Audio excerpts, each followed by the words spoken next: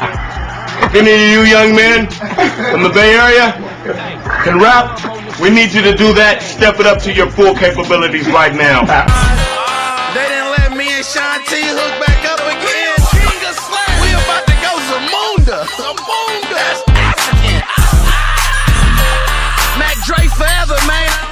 3 things artists need to do to get their music heard is, for 1, build you some fans. For 2, create some visuals. Even if it's just, I know everybody can't go out and go to afford a lot of videos and things like that, but nowadays people is just doing videos for a very affordable prices. So man, you want to be able to put a face to the name, man, and some song, you know what I'm saying, to be able to do that. And then 3 is put out music. You know, it's not that hard to put out music nowadays. Unfortunately, a lot of people feel like they make it more difficult than what it is. Man, you can upload songs on all of this free social media stuff that we have, from Twitter to, I mean, people putting songs on Snapchats, man, you know what I'm saying? And that ain't nothing but just playing the song while, you know, recording while the song is playing in the background. You want to be able to build some fans. That's the most important thing. Networking with new artists can be difficult at times because we live in times nowadays where everyone is not as social as they normally used to be. They rely on social media to do the networking, and that's a good thing, but it's also a double-edged sword because it depends on how you hold it. At one point of the networking like that, it could create just someone that just know you by the @sign. But on the other side, you want to be able to physically go out and touch fans and touch people and socialize and be able to say, oh, this is what I'm doing. I'm from here, I'm from there. Okay, this is what I got going on, and exchange the conversations of the village. I think people need to go back to talking to each other, socializing with each other, rubbing shoulders, and creating and protecting the environments that create platforms for artists to come together. So if you see certain open mic networks or other things like that, you got to indulge in those things, man, and support those. You good, mama? Okay, baby, I love you. Baby. Love you right back. Okay. For sure. You have to indulge in those things, man, and keep those things dear to your heart, because it's for the preservation of what it is that you're doing, music, preserving it, and cultivating that networking form. And people got to get back to doing that, man. You got to get back to shaking hands and doing things like that, and networking. They're just building. The beauty of just making music.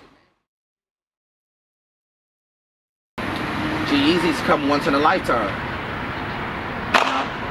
G-Eazy a very special artist. Everyone won't be a G-Eazy. Everyone won't get to that level of G-Eazy. G-Eazy's a megastar. You know what I mean? You could be rapping your whole life. You could have all the numbers in the world, but it's rare. He's a megastar, you know. To watch a little bro go to where he did, that's a special case. It's a rarity. Not everybody has that ability to do so, and not everyone will do so. You could be the greatest rapper ever, and you still won't be able to reach that level. You just have to be one of those special cases, and he's a special case.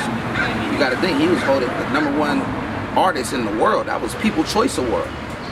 It's a very special case. You have to salute a guy like that, man, to go from underground to take his level to that next level, to have a great supporting cast around him, to have a blessing, the team around him, and still go out and make some good music, to make some heartfelt music, to deal with the success the way that he is dealing with the success, to still be level-headed and grounded, to still contribute to several things that's going on in the community, outside of the community, giving back. He's just a special case. You know, you don't see a Superman every day. You don't get a chance to see a superhero all the time. And when you do, you have to respect those. And it's, you know, the perseverance, like I said, protecting those. A lot of people go out, oh, we hating on them and doing things like that. You can't hate on nobody that came from like that, man. You got to show love to that type of guy. How you doing, boss? All right. Appreciate it. All right. Appreciate you. It's a rarity, man. It's a rarity to see a guy like that come up from the way that he came up and to be where he is now. That dude's a real mega star. So that's a special case. So you can't compare everybody to what he's doing. That's a once in a lifetime guy. You know, they don't happen a lot. Those superstars like that don't happen a lot. And I'm just blessed and thankful that I can consider him a friend, as well as consider him someone who I watched grow up as influence and bringing other people with him and still giving back, still showing love. At his highest height of his career, at the paramount stages of his career, he still goes out and represents the Bay Area to the fullest. And what more can a person ask for? That's a beautiful situation, man.